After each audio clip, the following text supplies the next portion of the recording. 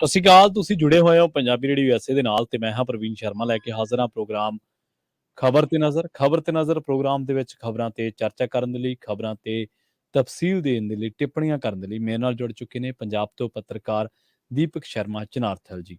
ਉਹਨਾਂ ਦਾ ਸਵਾਗਤ ਕਰਦੇ ਹਾਂ। ਪਹਿਲਾਂ ਫਿਰ ਕਰਦੇ ਹਾਂ ਖਬਰਾਂ ਤੇ ਚਰਚਾ। ਸ਼ਰਮਾ ਜੀ, ਸਤਿ ਸ਼੍ਰੀ ਅਕਾਲ ਜੀ। ਸਵਾਗਤ ਹੈ ਪੰਜਾਬੀ ਰੇਡੀਓ USA ਦੇ ਪ੍ਰੋਗਰਾਮ ਖਬਰ ਤੇ ਨਜ਼ਰ ਦੇ ਵਿੱਚ। ਸਤਿ ਸ਼੍ਰੀ ਅਕਾਲ ਪ੍ਰਵੀਨ ਜੀ, ਸਾਰੇ ਸਰੋਤਿਆਂ ਨੂੰ, ਦਰਸ਼ਕਾਂ ਨੂੰ ਮੇਰੀ ਪਿਆਰ ਭਰੀ ਸਤਿ ਸ਼੍ਰੀ ਅਕਾਲ ਜੀ। ਪ੍ਰੋਗਰਾਮ ਦੇ ਵਿੱਚ ਅੱਗੇ ਵਧਣ ਤੋਂ ਪਹਿਲਾਂ ਧੰਨਵਾਦ ਸਾਡੇ ਸਪਾਂਸਰ ਦਾ ਤੇ ਉਹਨਾਂ ਦੇ ਨਾਵਾਂ ਤੇ ਇੱਕ ਨਜ਼ਰ ਜਿਹੜੇ ਜ਼ਰੀਆ ਬਣਦੇ ਨੇ ਇਹਨਾਂ ਪ੍ਰੋਗਰਾਮਾਂ ਨੂੰ ਤੁਹਾਡੇ ਤੱਕ ਪਹੁੰਚਾਉਣ ਦੇ ਲਈ। ਖਾਲਸਾ ਇੰਸ਼ੋਰੈਂਸ ਏਜੰਸੀ ਵਾਲੇ ਪਿਛਲੇ ਕਈ ਦਹਾਕਿਆਂ ਤੋਂ ਇੰਸ਼ੋਰੈਂਸ ਦੇ ਵਿੱਚ ਸ਼ਾਨਦਾਰ ਸੇਵਾਵਾਂ ਦੇਣ ਦੇ ਲਈ ਜਾਣੇ ਜਾਂਦੇ ਨੇ। ਕਵਰਡ ਕੈਲੀਫੋਰਨੀਆ ਤੇ ਓਬਾਮਾ ਹੈਲਥ ਕੇਅਰ ਦੀਆਂ ਸੇਵਾਵਾਂ ਅਮਰੀਕਾ ਭਰ ਦੇ ਵਿੱਚ ਦਿੰਦੇ ਨੇ। ਜ਼ਿਆਦਾ ਜਾਣਕਾਰੀ ਦੇ ਲਈ ਤੁਸੀਂ ਇਹਨਾਂ ਦੇ ਨਾਲ 408 272 2500 ਤੇ ਗੱਲ ਕਰ ਸਕਦੇ ਹੋ।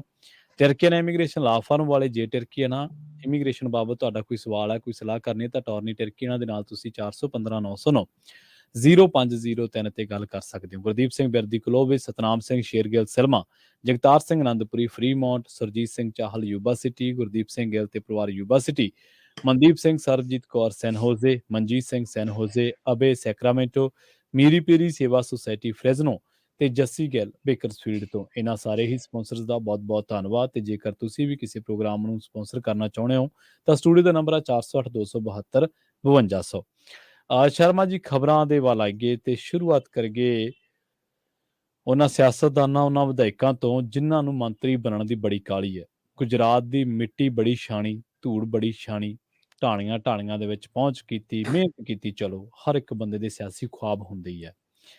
ਹੁਣ ਕਹਿੰਦੇ ਵੀ ਵਿਧਾਇਕਾਂ ਦਾ ਮੰਤਰੀ ਬਣਨ ਦੇ ਲਈ ਰਿਪੋਰਟ ਕਾਰਡ ਤਿਆਰ ਹੋ ਰਿਹਾ। ਮੋਹਰ ਪਤਾ ਨਹੀਂ ਕਿਹਦੇ ਨਾਮਾਂ ਤੇ ਲੱਗਣੀ। ਪ੍ਰਵੀਨ ਜੀ, ਇੱਕ ਵਾਰ ਫਿਰ ਪੰਜਾਬ ਦੀ ਫਿਜ਼ਾ ਦੇ ਵਿੱਚ ਇਸ ਗੱਲ ਦੀ ਲੈ ਕੇ ਖੂਬ ਚਰਚਾ ਹੈ ਕਿ ਮੰਤਰੀ ਕੌਣ ਬਣੇਗਾ ਜੀ। ਜਦੋਂ ਭਗਵੰਤ ਮਾਨ ਹੋਰੀ ਬਤੌਰ ਮੁੱਖ ਮੰਤਰੀ ਸਹੁੰ ਚੁੱਕਦੇ ਨੇ, ਉਸ ਤੋਂ ਬਾਅਦ ਉਹਨਾਂ ਦੀ ਕੈਬਨਿਟ ਦੇ ਵਿੱਚ ਕੌਣ ਸ਼ਾਮਲ ਹੋਏਗਾ, ਉਹਦੇ ਪੈਮਾਨੇ ਕੀ ਰੱਖੇ ਜਾਂਦੇ ਨੇ, ਚਾਹੇ ਉਹ ਮੀਡੀਆ 'ਚ, ਚਾਹੇ ਉਹ ਸਿਆਸੀ ਧਿਰਾਂ 'ਚ, ਚਾਹੇ ਆਮ ਆਦਮੀ ਪਾਰਟੀ ਦੇ ਅੰਦਰ, ਚਾਹੇ ਉਹ ਵਿਧਾਇਕਾਂ ਦੇ ਵਿੱਚ, ਕਿ ਜੀ ਜਿਹੜੇ ਮੁੱਖ ਮੰਤਰੀ ਦੇ ਨਾਲ ਪਹਿਲੀ ਲਾਈਨ 'ਚ ਬੈਠੇ ਸੀ ਸਹੁੰ ਚੁੱਕ ਸਮਾਗਮ 'ਚ, ਉਹ ਤਾਂ ਪੱਕੇ ਨੇ ਜੀ। ਕਹਿੰਦੇ ਜਿਨ੍ਹਾਂ ਨੂੰ ਪਹਿਲੀ ਲਾਈਨ 'ਚ ਕੁਰਸੀ ਮਿਲੀ ਜੀ, ਉਹ ਪੱਕੇ ਨੇ। ਫਿਰ ਕਹਿੰਦੇ ਜੀ ਜਿਹੜੇ ਦੂਜੀ ਵਾਰ MLA ਬਣੇ ਨੇ ਜੀ, ਉਹ ਪੱਕੇ ਨੇ। ਫਿਰ ਕਹਿੰਦੇ ਜੀ ਜਿਹੜੇ ਦਿੱਲੀ ਦੇ ਖਾਸ ਨੇ, ਕੇਜਰੀਵਾਲ ਦੇ ਖਾਸ ਨੇ, ਉਹ ਪੱਕੇ ਨੇ। ਫਿਰ ਕਹਿੰਦੇ ਜੀ ਆਹ ਤਾਂ ਨਾ ਕਿਤੇ ਬਾਹਰ ਜਾ ਹੀ ਨਹੀਂ ਸਕਦੇ, ਚਾਹੇ ਕੁਲਤਾਰ ਸੰਧਵਾ ਦਾ ਹੋਵੇ, ਚਾਹੇ ਪ੍ਰਿੰਸੀਪਲ ਬੁੱਧਰਾਮ ਦਾ ਹੋਵੇ, ਚਾਹੇ ਬਲਜਿੰਦਰ ਕੌਰ ਤੇ ਮਾਣੂਕਾ ਦਾ ਹੋਵੇ, ਚਾਹੇ ਅਮਨ ਅਰੋੜੇ ਦਾ ਹੋਵੇ, ਇਹ ਤਾਂ ਪੱਕੇ ਨੇ ਜੀ। ਤੇ ਇਹਨਾਂ ਚੋਂ ਕੋਈ ਵੀ ਨਹੀਂ ਸੀਗਾ ਜੀ। ਸੋ ਜਿਨ੍ਹਾਂ ਨੂੰ ਪੱਕੇ ਮੰਨਿਆ ਜਾਂਦਾ ਸੀ ਉਹ ਤਾਂ ਕੈਬਨਿਟ 'ਚ ਰਹੇ ਹੀ ਨਹੀਂ, ਜਾਂ ਉਹ ਕੈਬਨਿਟ 'ਚ ਬਾਹਰ ਹੀ ਨਹੀਂ ਆਈ। ਨਾ ਅਮਨ ਅਰੋੜੇ ਦੀ ਆਈ, ਨਾ ਬਲਜਿੰਦਰ ਕੌਰ ਦੀ ਆਈ, ਨਾ ਕੁਲਤਾਰ ਸੰਧਵਾ ਦੀ ਆਈ, ਨਾ ਬੀਬੀ ਮਾਣੂਕੇ ਦੀ ਆਈ, ਨਾ ਪ੍ਰਿੰਸੀਪਲ ਬੁੱਧਰਾਮ ਦੀ ਆਈ। ਇਹ ਆਧਾਰ ਨਹੀਂ ਰਿਹਾ। ਸੋ ਇੱਕ ਵਾਰ ਫੇਰ ਪੰਜਾਬ ਦੀ ਫਿਜ਼ਾ ਦੇ ਵਿੱਚ ਇਹੀ ਚਰਚਾ ਹੈ ਕਿ ਬਾਈ ਜੀ ਸੀਨੀਅਰ ਨੂੰ ਮੌਕਾ ਮਿਲੂਗਾ, ਤੇ ਸੀਨੀਅਰ ਨੂੰ ਜੇ ਮੌਕਾ ਮਿਲੂਗਾ ਤਾਂ ਇਹ ਉਹੀ ਪੈਮਾਨਾ ਹੈ ਜਿਵੇਂ ਅਮਨ ਅਰੋੜੇ ਨੂੰ ਦੂਜੀ ਵਾਰ ਮਿਲਿਆ। ਮਤਲਬ ਤਰਸਾ ਕੇ ਦਿੱਤਾ, ਇਹ ਜਚਾ ਕੇ ਦਿੱਤਾ ਕਿ ਭਾਈ ਅਸੀਂ ਰੱਖ ਰਹੇ ਹਾਂ ਤੈਨੂੰ ਆਪਣੇ ਰਹਿਮੋ ਕਰਮ ਤੇ, ਜੀ ਬਿਲਕੁਲ, ਤੇਰੀ ਕਾਬਲੀਅਤ ਦੇ ਆਧਾਰ ਤੇ ਨਹੀਂ ਰੱਖਦੇ। ਕਾਬਲੀਅਤ ਤਾਂ ਇਹੀ ਹੈ ਕਿ ਹਾਂ ਜਿਹੜੇ ਦਿੱਲੀ ਮੱਥਾ ਟੇਕਦੇ ਸੀ ਉਹਨਾਂ ਨੂੰ ਪਹਿਲੀ ਵਾਰ 'ਚ ਮਿਲ ਗਿਆ। ਅਜੇ ਪਤਾ ਨਹੀਂ ਤਜਰਬਾ ਪਿੰਡ ਦੀ ਸਰਪੰਚੀ ਪੰਚੀ ਦਾ ਵੀ ਸੀ ਕਿ ਨਹੀਂ। ਬਿਲਕੁਲ ਸਹੀ ਹੈ। ਹੁਣ ਇਸ ਵਾਰ ਫੇਰ ਇਸੇ ਆਧਾਰ ਤੇ ਮੀਡੀਆ 'ਚ ਚਰਚਾ ਹੈ ਕਿ ਜੀ ਬਲਜਿੰਦਰ ਕੌਰ ਤਾਂ ਪੱਕੀ ਆ ਜੀ, ਮਾਣੂਕੇ ਨੂੰ ਤਾਂ ਮਿਲੇ ਜਾਣਾ ਹੈ ਨਾ, ਬੁੱਧਰਾਮ ਦਾ ਵੀ ਨੰਬਰ ਲੱਗ ਸਕਦਾ, ਪਟਿਆਲੇ ਤੋਂ ਇਸ MLA ਦਾ। ਅੱਛਾ, ਪ੍ਰਕਾਸ਼ ਸਿੰਘ ਬਾਦਲ ਨੂੰ ਹਰਾ ਕੇ ਆਇਆ ਬਾਈ ਖੁੱਡੀਆਂ, ਉਹਦਾ ਨਾਂ ਪੱਕਾ। ਸੋ ਫਿਰ ਇਸ ਤਰ੍ਹਾਂ ਦੀ ਚਰਚਾ ਜੀ। ਪਰ ਜਦੋਂ ਕਿ ਪੰਜਾਬ ਦੇ ਵਿੱਚ ਉਹਨਾਂ ਲੀਡਰਾਂ ਵੱਲੋਂ ਰਿਪੋਰਟ ਕਾਰਡ ਤਿਆਰ ਕੀਤਾ ਜਾ ਰਿਹਾ ਹੈ ਜਿਹੜੇ ਮਤਲਬ ਕਿ ਪੂਰੀ ਗੁਜਰਾਤ ਚੋਣ ਦੇ ਇੰਚਾਰਜ ਸੀ। ਸੋ ਰਾਘਵ ਚੱਡਾ ਜੀ ਰਿਪੋਰਟ ਕਾਰਡ ਲਿਖ ਰਹੇ ਨੇ, ਠੀਕ ਹੈ, ਤੇ ਉਹ ਰਿਪੋਰਟ ਕਾਰਡ ਤਿਆਰ ਕੀਤੇ ਜਾ ਰਹੇ ਨੇ ਇਸ ਆਧਾਰ ਦੇ ਉੱਤੇ ਕਿ ਭਾਈ ਕਿਹਦਾ ਕਾਰਗੁਜ਼ਾਰੀ ਵਧੀਆ ਰਹੀ, ਕਿਨੇ ਬਤੌਰ ਵਿਧਾਇਕ ਵਧੀਆ ਕੰਮ ਕੀਤਾ, ਕਿਨੇ ਪੰਜਾਬ 'ਚ ਸਰਗਰਮੀ ਰੱਖੀ, ਕਿਨੇ ਗੁਜਰਾਤ 'ਚ ਵਧੀਆ ਸੇਵਾ ਨਿਭਾਈ, ਕਿੰਨੇ ਵੱਖੋ-ਵੱਖ ਪੈਮਾਨੇ ਨੇ, ਉਹਦੇ ਵਿੱਚੋਂ ਕੌਣ ਪਾਸ ਹੋ ਕੇ ਜਾਂਦਾ, ਇਹ ਦੇਖਣ ਵਾਲੀ ਗੱਲ ਹੋਈ। MLA 'ਚੋਂ ਮੰਤਰੀ ਉਸੇ ਨੇ ਬਣਨਾ ਜਿਹੜਾ ਕੇਜਰੀਵਾਲ ਦੀ ਪਸੰਦ ਹੋਏਗਾ। MLA 'ਚੋਂ ਮੰਤਰੀ ਉਸੇ ਨੇ ਬਣਨਾ ਜਿਹੜਾ ਰਾਘਵ ਚੱਡਾ ਦੀ ਪਸੰਦ ਹੋਏਗਾ। ਉਸ ਤੋਂ ਬਾਅਦ ਮਾਨ ਸਾਹਿਬ ਦੀ ਪਸੰਦ ਪੁੱਛੀ ਜਾਣੀ ਹੈ ਜੀ, ਪਹਿਲੀ ਪਸੰਦ ਉਹਨਾਂ ਦੀ ਹੈ। ਤੇ ਹੁਣ ਸਵਾਲ ਇਹ ਵੀ ਹੈ ਕਿ ਬਣਨਾ ਕਿੰਨਿਆਂ ਨੇ। 2 ਸੀਟਾਂ ਮਤਲਬ ਅਜੇ ਹੋਰ ਕੈਬਨਿਟ ਦੇ ਵਿੱਚ ਆ ਸਕਦੀਆਂ ਨੇ, 2 ਮੰਤਰੀ ਹੋਰ ਨਵੇਂ ਫਿੱਟ ਹੋ ਸਕਦੇ ਨੇ, ਇਸ ਲਈ 2 MLA ਨੂੰ ਚਾਂਸ ਮਿਲ ਸਕਦਾ। ਪਰ ਵਿਜੇ ਸਿੰਗਲਾ ਹੋਰੀ ਪਹਿਲਾਂ ਤੋਂ ਹੀ ਬਾਹਰ ਨੇ, ਉਹਨਾਂ ਵਾਲੀ ਪੋਸਟ ਵੀ ਇੱਕ ਖਾਲੀ ਪਈ ਆ। ਇਹਦਾ ਜੀ, ਮਤਲਬ ਤਿੰਨ ਐਮਐਲਏ ਫਿੱਟ ਬੈਠ ਸਕਦੇ ਨੇ। ਪਰ ਸਰਾਰੀ ਦੀ ਪੂਰੀ ਤਿਆਰੀ ਲੱਗਦੀ ਹੈ ਕਿ ਉਹਦੀ ਤਾਂ ਹੁਣ ਛੁੱਟੀ ਹੋ ਹੀ ਜਾਣੀ ਆ। ਠੀਕ ਹੈ। ਇਹ ਕਨਸੋਆਂ ਪੂਰੀ ਤਰ੍ਹਾਂ ਲਗਭਗ ਮਤਲਬ ਪੁਖਤਾ ਹੋ ਕੇ ਆ ਰਹੀਆਂ ਨੇ। ਹੁਣ ਸਰਾਰੀ ਦਿੱਲੀ ਤੱਕ ਪਹੁੰਚ ਕਰ ਲੈਂਦੇ ਨੇ, ਹਾਈ ਕਮਾਂਡ ਨੂੰ ਮਨਾ ਲੈਂਦੇ ਨੇ, ਸਮਝਾ ਲੈਂਦੇ ਨੇ, ਮਾਫੀ ਮੰਗ ਲੈਂਦੇ ਨੇ, ਕੋਈ ਹੱਥ ਪੈਰ ਘੁੱਟ ਲੈਂਦੇ ਨੇ ਉਹਨਾਂ ਦਾ, ਕੋਈ ਠੰਡੀ ਮਿੱਠੀ ਮੁੱਠੀ ਗਰਮ ਠੰਡੀ ਕਰ ਲੈਂਦੇ ਨੇ। ਕੋਈ ਸਾਨੂੰ ਨਹੀਂ ਪਤਾ ਕਿਹੜਾ ਫਾਰਮੂਲਾ ਇਹਨਾਂ ਦੇ ਅੰਦਰ ਚੱਲਦਾ। ਜੇ ਕੋਈ ਇਹੋ ਜਿਹਾ ਫਾਰਮੂਲਾ ਚੱਲਦਾ ਹੋਵੇ ਤਾਂ ਉਹ ਕਰ ਕਰਾ ਕੇ ਜੋ ਸੈੱਟ ਕਰਿਆ ਹੁੰਦੇ ਨੇ, ਫਿਰ ਸ਼ਾਇਦ ਉਹਨਾਂ ਦੀ ਕੁਰਸੀ ਬਚ ਜਾਵੇ। ਜੀ, ਨਹੀਂ ਤਾਂ ਮੰਨਿਆ ਜਾ ਰਿਹਾ ਕਿ ਸਰਾਰੀ ਦੀ ਆਡੀਓ ਕਲਿੱਪ ਤੇ ਉਹ ਤੋਂ ਬਾਅਦ ਕਾਰਨ ਦੱਸੋ ਨੋਟਿਸ ਤੇ ਉਹਦਾ ਜਵਾਬ ਨਹੀਂ, ਡੇਰੇ ਵਾਲਾ ਵਿਵਾਦ, ਇਹ ਸਾਰੇ ਕਾਰਨ ਬਣ ਰਹੇ ਨੇ ਕਿ ਸਰਾਰੀ ਦਾ ਜਾਣਾ ਤੈਅ ਆ। ਸੋ ਜੇ ਸਰਾਰੀ ਵੀ ਜਾਂਦੇ ਨੇ ਤਾਂ 4 ਦੀ ਵਾਰੀ ਆਉਂਦੀ ਆ। ਹੋਰ ਛੱਡੋ, 2 ਬੀਬੀਆਂ ਨੂੰ ਲੈ ਕੇ ਵੀ ਖੂਬ ਰੋਲਾ ਕਿ ਜਿਹੜੀਆਂ 2 ਬੀਬੀ ਮੰਤਰੀਆਂ ਨੇ ਉਹ ਤੋਂ ਵੀ ਧਿਰਾਂ ਖੁਸ਼ ਨਹੀਂ। ਇੱਕ ਬੀਬੀ ਤੋਂ ਦਿੱਲੀ ਹਾਈ ਕਮਾਂਡ ਖੁਸ਼ ਨਹੀਂ ਕਹਿੰਦੇ, ਇੱਕ ਬੀਬੀ ਤੋਂ ਭਗਵੰਤ ਮਾਨ ਔਖੇ ਨੇ ਜੀ। ਸੋ ਦੋਏ ਬੀਬੀਆਂ ਦੀ ਛੁੱਟੀ ਹੁੰਦੀ ਹੈ ਜਾਂ ਦੋਏ ਬੀਬੀਆਂ ਰਹਿੰਦੀਆਂ ਨੇ। ਜੇ ਦੋਏ ਬੀਬੀਆਂ ਜਾਂਦੀਆਂ ਨੇ ਫਿਰ 3 ਬੀਬੀਆਂ ਦੀ ਐਂਟਰੀ ਹੋਣ ਦੇ ਚਾਂਸ ਨੇ। ਬਲਜਿੰਦਰ ਕੌਰ ਦਾ ਨਾਂ ਚੱਲੇ ਰਿਹਾ, ਮਾਣੂਕੇ ਦੀ ਨਾਂ ਨੂੰ ਮਤਲਬ ਕਿ ਸੀਨੀਅਰਟੀ ਵਜੋਂ ਵੀ ਦੇਖਿਆ ਜਾਂਦਾ ਤੇ ਉਹਦੀ ਪਿਛਲੀ ਵਿਧਾਨ ਸਭਾ ਦੀ ਕਾਰਗੁਜ਼ਾਰੀ ਨੂੰ ਵੀ ਦੇਖਿਆ ਜਾਂਦਾ। ਤੇ ਤੀਸਰਾ ਨਾਂ ਵਿਚਾਲੇ ਨੀਨਾ ਮਿੱਤਲ ਦਾ ਚੱਲ ਪਿਆ। ਕਹਿੰਦੇ ਜੀ ਉਹ ਇੱਥੇ ਵਰਗ ਵੰਡ ਵੀ ਧਿਆਨ ਰੱਖੀ ਜਾਂਦੀ ਹੈ ਕਿ ਆਹ ਫਿਰਕੇ ਨੂੰ ਵੀ ਨੁਮਾਇੰਦਗੀ ਦੇਣੀ ਆ, ਆਹ ਧਰਮ ਨੂੰ ਵੀ ਦੇਣੀ ਆ ਭਾਈਚਾਰੇ ਨੂੰ ਦੇਣੀ। ਉਸ ਚੋਂ ਕਹਿੰਦੇ ਨੀਨਾ ਮਿੱਤਲ ਦਾ ਵੀ ਦਾਅ ਲੱਗ ਸਕਦਾ। ਸੋ ਇਸ ਲਈ ਆ ਹੁਣ 3 ਨਾਂ ਬੀਬੀਆਂ ਵਾਲੇ ਵੀ ਚੱਲੀ ਜਾਂਦੇ ਨੇ। ਪਰ ਕੁੱਲ ਮਿਲਾ ਕੇ ਚਾਂਸ ਇਹ ਨੇ ਕਿ 3 ਜਾਂ 4 ਐਮਐਲਏ ਦੀ ਵਾਰੀ ਆਉਣੀ ਆ। 2 ਪੋਸਟਾਂ ਖਾਲੀ ਨੇ, ਤੀਜਾ ਵਿਜੇ ਸਿੰਗਲਾ ਤੇ ਚੌਥਾ ਸਰਾਰੀ। ਸੋ ਇਹ 4 ਨੂੰ ਮੰਨ ਕੇ ਆਧਾਰ ਚੱਲਿਆ ਜਾ ਰਿਹਾ ਕਿ ਇਹ 4 ਕਿਹੜੀ ਕੌਣ ਕਿਹਦੀ ਪਸੰਦ ਬਣੇਗਾ। ਸੋ ਇਹਦੇ ਲਈ ਰਿਪੋਰਟ ਕਾਰਡ ਤਿਆਰ ਹੋ ਰਿਹਾ ਔਰ ਉਹਦੇ ਵਿੱਚ ਖਾਸ ਗੱਲ ਜਿਹੜੀ ਤੁਸੀਂ ਕਹਿ ਰਹੀ ਸੀ ਕਿ ਕਿਹਨੇ ਗੁਜਰਾਤ ਦੀ ਮਿੱਟੀ ਛਾਣੀ ਆ, ਉਹ ਵੀ ਇੱਕ ਆਧਾਰ ਹੈ। ਠੀਕ ਹੈ।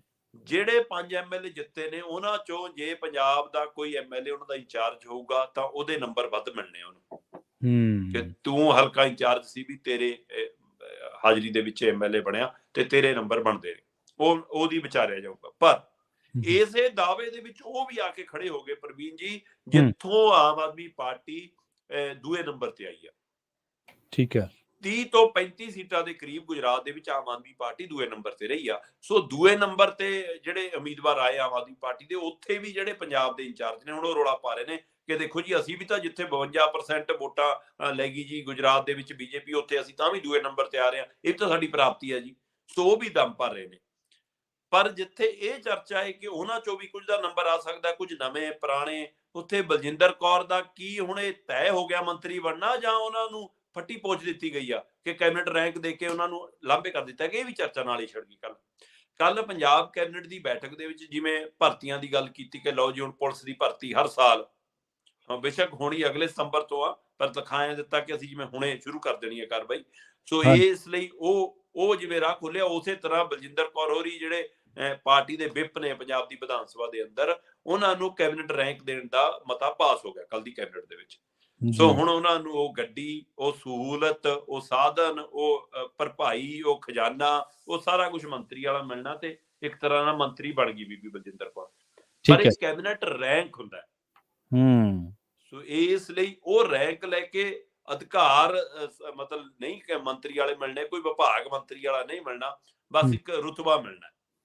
ਸੋ ਇਸ ਲਈ ਕੀ ਬਲਜਿੰਦਰ ਕੌਰ ਨੂੰ ਪੰਜਾਬ ਦੀ ਕੈਬਨਿਟ ਦੇ ਵਿੱਚ ਸ਼ਾਮਲ ਹੋਣ ਤੋਂ ਬਾਹਰ ਕਰ ਦਿੱਤਾ ਗਿਆ ਜਾਂ ਉਸ ਦੇ ਲਈ ਇਹ ਰਾਹ ਖੁੱਲ ਗਿਆ ਕਿ ਭਾਈ ਹੁਣ ਤੇਰਾ ਉਹਦਾ ਇੱਧਰ ਵੱਡਾ ਹੋ ਗਿਆ, ਤੈਨੂੰ ਇੱਧਰ ਲਿਆਵਾਂਗੇ, ਉੱਥੇ ਕਿਸੇ ਹੋਰ ਨੂੰ ਐਡਜਸਟ ਕਰ ਲਾਂਗੇ। ਸੋ ਇਹ ਕੁਛ ਨਹੀਂ ਪਤਾ ਜੀ। ਨਾ ਮੀਡੀਆ ਨੂੰ ਪੂਰੀ ਜਾਣਕਾਰੀ ਹੈ, ਨਾ ਰਾਜਨੀਤਿਕ ਧਿਰਾਂ ਨੂੰ ਜਾਣਕਾਰੀ ਹੈ, ਨਾ ਪਾਰਟੀ ਨੂੰ ਜਾਣਕਾਰੀ ਹੈ, ਨਾ ਪੰਜਾਬ ਦੇ ਮੁੱਖ ਮੰਤਰੀ ਤੇ ਮੰਤਰੀਆਂ ਨੂੰ ਜਾਣਕਾਰੀ ਹੈ। ਸਾਰਾ ਫੈਸਲਾ 2 ਬੰਦਿਆਂ ਦੇ ਹੱਥ 'ਚ ਹੈ, ਕੇਜਰੀਵਾਲ ਤੇ ਰਾਘਵ ਚੱਡਾ। ਉਹ ਜਿਹਨੂੰ ਤੈਅ ਕਰਨਗੇ ਉਸੇ ਨੂੰ ਮੰਤਰੀ ਮਿਲੂਗਾ ਤੇ ਆਉਣ ਵਾਲੇ ਦਿਨਾਂ 'ਚ ਉਹ ਰਿਪੋਰਟ ਕਾਰਡ 'ਚੋਂ ਕਿਹੜਾ ਪਾਸ ਹੁੰਦਾ ਕਿਹੜਾ ਫੇਲ ਦੇਖਣ ਵਾਲੀ ਗੱਲ ਆ। ਰਿਪੋਰਟ ਕਾਰਡ ਵੀ ਆਪੇ ਤਿਆਰ ਕਰ ਰਹੇ ਨੇ ਤੇ ਮੋਹਰਾਂ ਵੀ ਆਪੇ ਲਾਉਣੀਆਂ ਨੇ, ਨੰਬਰ ਵੀ ਆਪੇ ਦੇਣੇ ਨੇ, ਗ੍ਰੇਡ ਵੀ ਆਪੇ ਦੇਣੇ ਨੇ ਤੇ ਫੇਲ ਪਾਸ ਵੀ ਨਤੀਜਾ ਵੀ ਆਪੇ ਲੱਗਣਾ। ਸੋ ਇਹ ਕੇਜਰੀਵਾਲ ਤੇ ਰਾਘਵ ਚੱਡਾ ਜੀ ਨੂੰ ਪਤਾ, ਉਹੀ ਜਾਣੀ ਜਾਣਦੇ ਜੀ। ਸ਼ਰਮਾ ਜੀ, ਤੁਸੀਂ ਪਿਛਲੇ ਲੰਮੇ ਸਮੇਂ ਤੋਂ ਤਕਰੀਬਨ 2.5 ਦਹਾਕਿਆਂ ਤੋਂ ਸਿਆਸੀ ਗਲਿਆਰਿਆਂ ਦੇ ਵਿੱਚ ਵਿਚਰ ਰਹੇ ਹੋ, ਉਹਨਾਂ ਤੇ ਰਿਪੋਰਟਾਂ ਵੀ ਕਰ ਰਹੇ ਹੋ, ਸਾਰਾ ਕੁਝ ਨੇੜਿਓਂ ਦੇਖਦੇ ਹੋ। ਪਰ ਸਿਆਸਤ ਬਾਰੇ ਆਮ ਹੀ ਕਿਹਾ ਜਾਂਦਾ ਸ਼ਰਮਾ ਜੀ ਕਿ ਸਿਆਸਤ ਦੇ ਵਿੱਚ ਜੋ ਹੁੰਦਾ ਉਹ ਦਿਖਦਾ ਨਹੀਂ, ਜੋ ਦਿਖਦਾ ਉਹ ਹੁੰਦਾ ਨਹੀਂ। ਹਾਂਜੀ, ਸਹੀ ਗੱਲ ਹੈ। ਸੋ ਇਹ ਜਿਵੇਂ ਤੁਸੀਂ ਜ਼ਿਕਰ ਕੀਤਾ 1-2 ਹਵਾਲਿਆਂ ਦੇ ਨਾਲ ਕਿ ਬੀਬੀ ਦੇ ਬਾਰੇ ਜਾਂ ਹੋਰ, ਤਾਂ ਇਹ ਪਤਾ ਨਹੀਂ ਹੈ ਕਿ ਅੰਦਰ ਖਾਤੇ ਕੀ ਚੱਲ ਰਿਹਾ। ਜੀ। ਅਗਲੀ ਖਬਰ ਦੇ ਵੱਲ ਵਧੀਏ ਸ਼ਰਮਾ ਜੀ, ਤੇ ਗੱਲ ਕਰੀਏ ਗੁਜਰਾਤ ਦੇ ਵਿੱਚ ਭਾਜਪਾ ਨੇ ਉੱਥੇ ਕੈਬਨਿਟ ਦਾ ਵਿਸਥਾਰ ਕੀਤਾ, 16 ਮੰਤਰੀ ਬਣਾ ਦਿੱਤੇ ਹੈ। 4 ਇੰਪੋਰਟ ਕੀਤੇ ਹੈ ਜਿਹੜੇ ਵਾਸ਼ਿੰਗ ਮਸ਼ੀਨ ਦੇ ਵਿੱਚ ਧੋਤੇ ਸੀ ਕਾਂਗਰਸੀ। 8 ਪਟੇਲ ਭਾਈਚਾਰੇ ਚੋਂ ਲਏ। ਹਾਰਦਿਕ ਪਟੇਲ ਦਾ ਨੰਬਰ ਲੱਗਿਆ ਕਿ ਨਹੀਂ ਲੱਗਿਆ? ਪ੍ਰਵੀਨ ਜੀ ਬਿਲਕੁਲ, ਭੁਪਿੰਦਰ ਪਟੇਲ ਹੋਰੀ ਮੁੱਖ ਮੰਤਰੀ ਦੇ ਅਹੁਦੇ ਦੀ ਸਹੁੰ ਚੁੱਕਦੇ ਨੇ। ਅਮਿਤ ਸ਼ਾਹ ਜੀ, JP ਨੱਡਾ ਜੀ, ਰਾਜਨਾਥ ਜੀ, ਤੇ ਮਤਲਬ ਲੋਕਾਂ ਦੇ ਜਾਂ ਗੁਜਰਾਤ ਦੇ ਜਾਂ ਦੇਸ਼ ਦੇ ਸੇਵਾਦਾਰ ਨਰਿੰਦਰ ਮੋਦੀ ਜੀ ਹੈ ਨਾ, ਉਹ ਹਾਜ਼ਰ ਸੀਗੇ ਜੀ ਉੱਥੇ। ਸੋ ਉਹਨਾਂ ਦੀ ਹਾਜ਼ਰੀ 'ਚ NDA ਸਰਕਾਰ ਦੇ ਵੱਖ-ਵੱਖ ਸੂਬਿਆਂ ਦੇ 10 ਤੋਂ ਵੱਧ ਮੁੱਖ ਮੰਤਰੀ ਮੌਜੂਦ ਸੀਗੇ ਜੀ ਉੱਥੇ। ਉਹਨਾਂ ਦੀ ਮੌਜੂਦਗੀ ਦੇ ਵਿੱਚ ਭੁਪਿੰਦਰ ਪਟੇਲ ਨੇ ਆਪਣੀ ਮਤਲਬ ਕਿ ਮੁੱਖ ਮੰਤਰੀ ਦੀ ਸਹੁੰ ਚੁੱਕੀ, ਆਪਣੇ ਕੈਬਨਿਟ ਨੂੰ ਮੰਤਰੀਆਂ ਦੀ ਸਹੁੰ ਚੁਕਾਈ। ਸੋ 16 ਮੰਤਰੀ ਬਣੇ ਨੇ ਭੁਪਿੰਦਰ ਪਟੇਲ ਦੀ ਕੈਬਨਿਟ ਦੇ ਵਿੱਚ।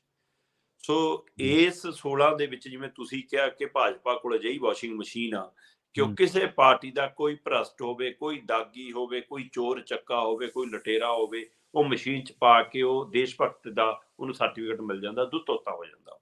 ਸੋ ਇਹ ਜੇ ਉੱਥੇ ਜਿਹੜੇ ਕਾਂਗਰਸੀ ਕਹਿੰਦੇ ਜੀ ਮਤਲਬ ਕਿ ਅਸੀਂ ਕਾਂਗਰਸ ਮੁਕਤ ਕਰਨਾ ਭਾਰਤ, ਉਹਨਾਂ ਕਾਂਗਰਸੀਆਂ ਚੋਂ ਆਏ ਹੋਏ 4 ਮਤਲਬ ਉਮੀਦਵਾਰ ਜਿਹੜੇ ਭਾਜਪਾ ਦੀ ਚੋਣ ਉਹਦੇ ਪਰ ਲੜਦੇ ਨੇ ਚੋਣ ਨਿਸ਼ਾਨ ਤੇ, ਉਹ MLA ਬਣ ਗਏ ਤੇ ਉਹਨਾਂ ਨੂੰ ਮੰਤਰੀ ਬਣਾ ਲਿਆ।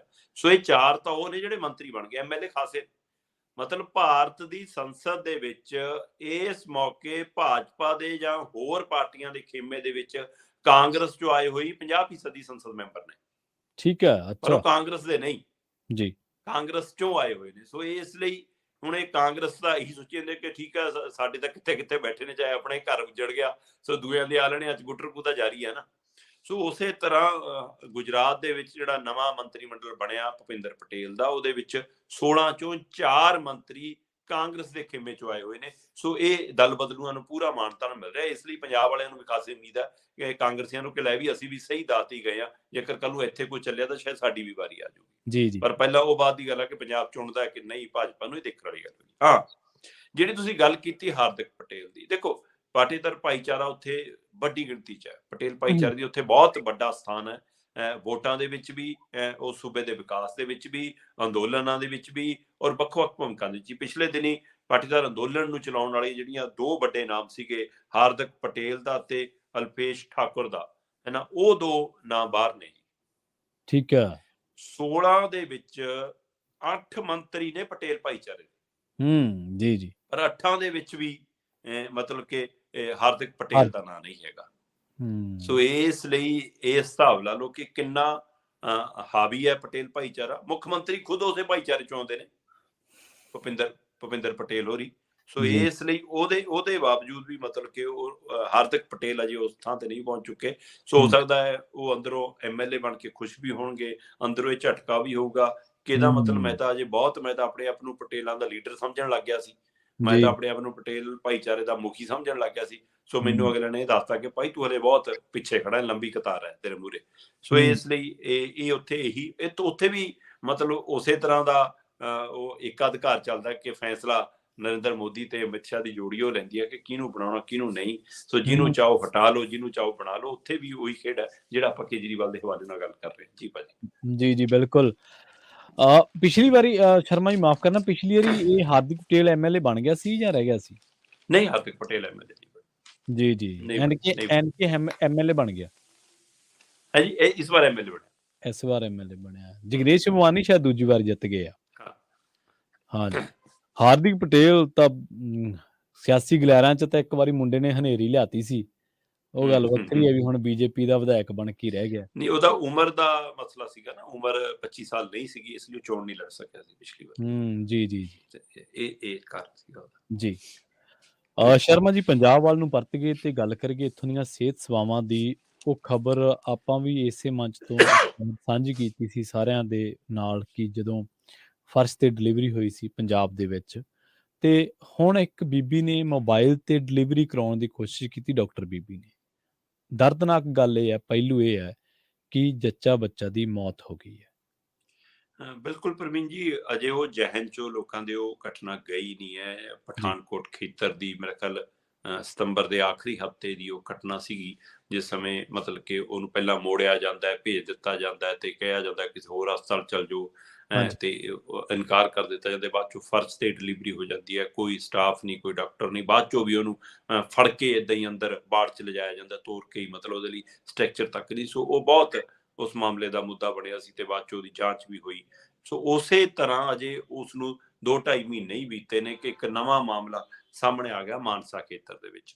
ਹਾਂਜੀ, ਉੱਥੇ ਇੱਕ ਮਤਲਬ ਕਿ ਰਾਤ ਨੂੰ 2-2:30 ਵਜੇ ਇੱਕ ਔਰਤ ਦੇ ਜਦੋਂ ਪੀੜ ਉੱਠਦੀ ਆ ਤੇ ਉਸ ਪੀੜ ਨੂੰ ਲੈ ਕੇ ਪਰਿਵਾਰ ਉਸ ਨੂੰ ਪਹੁੰਚਦਾ ਹੈ ਕਿ ਡਿਲੀਵਰੀ ਹੋਣ ਦਾ ਸਮਾਂ ਹੈ ਜੀ। ਤੇ ਸਟਾਫ ਜਿਹੜਾ ਹੈਗਾ ਉਹ ਡਾਕਟਰ ਨਾਲ, ਲੇਡੀ ਡਾਕਟਰ ਨਾਲ ਜਿਹਦੀ ਡਿਊਟੀ ਹੈ, ਉਹ ਉਹਦੇ ਨਾਲ ਸੰਪਰਕ ਕਰਦਾ ਤੇ ਉਹ ਆਉਣੋਂ ਇਨਕਾਰ ਹੋ ਜਾਂਦੀ ਹੈ। ਕਹਿੰਦੀ ਹੁਣ ਰਾਤ ਨੂੰ ਕੀ ਕਰਨਾ, ਤੁਸੀਂ ਵੀਡੀਓ ਕਾਲ ਮਿਲਾਓ, ਮੈਂ ਦੱਸਦੀ ਹਾਂ ਤੁਹਾਨੂੰ, ਤੁਸੀਂ ਐਵੇਂ ਐਵੇਂ ਕਰੀ ਜਾਓ, ਉਵੇਂ ਬੱਚਾ ਜਾਵਾਂ। ਜਿਵੇਂ 3 Idiot 'ਚ ਉਹ ਓਹ! ਫਿਲਮਾਂ 'ਚ ਤਾਂ ਚੱਲਦਾ, ਹਾਂਜੀ, ਹਾਂਜੀ, ਉਹ ਜ਼ਿੰਦਗੀ ਦੀ ਰੀਲ ਹਕੀਕਤ 'ਚ ਦੀ ਨਹੀਂ ਚੱਲਦਾ। ਰੀਅਲ ਨਹੀਂ ਨਾ, ਹਾਂ, ਰੀਲ ਤੇ ਰੀਅਲ 'ਚ ਫਰਕ ਫ਼ਰਕ ਸਮਝ ਬਹੁਤ। ਲੈਣਾ ਚਾਹੀਦਾ। ਸੋ ਡਾਕਟਰਨੀ ਨੇ ਆਪਣੇ ਆਪ ਨੂੰ ਮਤਲਬ ਕਿ ਮੈਨੂੰ ਲੱਗਦਾ ਉਹਨੂੰ ਲੱਗਿਆ ਹੋਊਗਾ ਕਿ ਐਂ ਮੈਂ ਕਰਾ ਕੇ ਬਹੁਤ ਨਾਮਣਾ ਖੱਟ ਲੂੰਗੀ, ਸ਼ਾਇਦ ਇੱਕ ਹੂੰ, ਮੇਰੀ ਨਵੀਂ ਚਰਚਾ ਹੋ ਜੂਗੀ, ਹੈ ਨਾ, ਕਿ ਜੀ, ਹਾਂਜੀ। ਤੇ ਉਹ ਸਟਾਫ ਨੂੰ ਜਿਵੇਂ ਜਿਵੇਂ ਦੱਸੀ ਗਈ ਉਵੇਂ ਉਵੇਂ ਹੋਈ ਗਿਆ। ਪਤਾ ਨਹੀਂ, ਰੱਬ ਜਾਣੇ ਜੀ, ਮਤਲਬ ਕਿ ਕਿੱਥੇ ਗੜਬੜ ਹੋਈ ਆ, ਕੀ ਹੂੰ, ਨਾੜੂਆ ਗਲਤ ਕੱਟਿਆ ਗਿਆ, ਕੀ ਡਿਲੀਵਰੀ ਦੇ ਅੰਦਰ ਕੋਈ ਨਸ ਗਲਤ ਖਿੱਚ ਹੋ ਗਈ, ਜਾਂ ਉਹ ਬਿਲਕੁਲ ਤਜਰਬਾ ਹੋਣਾ ਬਹੁਤ ਵੱਡੀ ਉਹ ਹੁੰਦਾ ਹੈ ਇਸ ਸਾਰੇ ਦੇ ਵਿੱਚ। ਸੋ ਹਾਂਜੀ, ਉਹ ਹਾਂਜੀ, ਸਾਰੀ ਖਬੀਆਂ ਰਹੀਆਂ, ਜਾਂ ਉਹ ਸਟਾਫ ਉਸ ਪੱਧਰ ਦਾ ਹੈ ਹੀ ਨਹੀਂ ਸੀ, ਉਹਨਾਂ ਦਾ ਉਹ ਕੰਮੇ ਨਹੀਂ ਸੀ ਜਿਨ੍ਹਾਂ ਤੋਂ ਉਹਨੇ ਕਰਾਇਆ, ਕਿਉਂਕਿ ਡਾਕਟਰ ਤਾਂ ਡਾਕਟਰ ਹੈ, ਸਹਿਯੋਗੀ ਸਟਾਫ ਹੈ। ਸੋ ਇਸ ਲਈ ਉਹ ਡਾਕਟਰ ਨੇ ਵੀਡੀਓ ਕਾਲ ਤੇ ਡਿਲੀਵਰੀ ਕਰਵਾ ਦਿੱਤੀ। ਬੱਚੇ ਨੇ ਵੀ ਜਨਮ ਲੈ ਲਿਆ ਤੇ ਉਹ ਤੋਂ ਬਾਅਦ ਪਰ ਨਾ ਬੱਚਾ ਬਚਿਆ ਤੇ ਨਾ ਉਹਦੀ ਮਾਤਾ ਬਚੀ, ਜੱਚਾ ਬੱਚਾ ਦੋਵਾਂ ਦੀ ਮੌਤ ਹੋ ਗਈ। ਤੇ ਜੀ, ਹੁਣ ਪਰਿਵਾਰ ਇਸ ਗੱਲ ਨੂੰ ਲੈ ਕੇ ਮਤਲਬ ਕਿ ਧਰਨੇ ਤੇ ਬੈਠਾ, ਪ੍ਰਦਰਸ਼ਨ ਤੇ ਬੈਠਾ। ਹੂੰ, ਪਿੰਡ ਹੈ ਜੀ ਅਤਲਾ ਕਲਾਂ, ਪਿੰਡ ਅਤਲਾ ਕਲਾਂ ਦੀ ਇਹ ਘਟਨਾ ਹੈ ਜਿਹੜੀ ਮਾਨਸਾ ਜ਼ਿਲ੍ਹੇ ਦੇ ਅੰਦਰ ਪੈਂਦੀ ਹੈ। ਤੇ ਉੱਥੇ ਰਾਤ ਨੂੰ 1-1:30 ਵਜੇ ਦੇ ਕਰੀਬ ਪਰਿਵਾਰ ਪਹੁੰਚਦਾ ਤੇ ਸਾਰਾ ਕੁਝ 2 ਘੰਟਿਆਂ 'ਚ ਵਾਪਰ ਜਾਂਦਾ। ਤੇ ਡਾਕਟਰ ਉੱਥੇ ਆਉਣਾ ਵੀ ਮਤਲਬ ਮਨਜ਼ੂਰੀ ਨਹੀਂ ਸਮਝੀ ਕਿ ਮੈਂ ਆਵਾਂ। ਤੇ ਉਹ ਤੋਂ ਬਾਅਦ ਹੁਣ ਅਧਿਕਾਰੀ ਕਹੀ ਜਾਂਦੇ ਆ ਕਿ ਅਸੀਂ ਜਾਂਚ ਕਰਾਂਗੇ ਜੀ। ਉਹ ਵਿਜੇ ਸਿੰਗਲਾ ਪੁਰਾਣਾ ਮੰਤਰੀ ਉੱਥੇ ਪਹੁੰਚ ਗਿਆ, ਉਹ ਕਹਿੰਦਾ ਕੋਈ ਨਾ, ਮੈਂ ਤੁਹਾਡੇ ਨਾਲ ਆ, ਮੈਂ ਸਾਰੀ ਜਾਂਚ ਕਰਾਊਂਗਾ ਦੋਸ਼ੀਆਂ ਨੂੰ। ਉਹ ਕਹਿੰਦੇ ਅਸੀਂ ਨਹੀਂ ਸੰਸਕਾਰ ਕਰਨਾ, ਨਾ ਬੱਚੇ ਦਾ ਤੇ ਨਾ ਉਹਦੀ ਮਾਤਾ ਦਾ, ਪਹਿਲਾਂ ਡਾਕਟਰ ਨੂੰ ਮਤਲਬ ਕਿ ਉਹਦੇ ਪਰ ਕਾਰਵਾਈ ਕਰੋ। ਸੋ ਹੁਣ ਉਹ ਕੱਲ ਰਾਤ ਦਾ ਕੱਲ ਮਤਲਬ ਪੂਰਾ ਦਿਨ ਲੰਘ ਗਿਆ ਸੀ ਇਸੇ ਤਰ੍ਹਾਂ। ਇਹ ਹੂੰ, ਇੱਕ ਪਹਿਲੂ ਹੈ।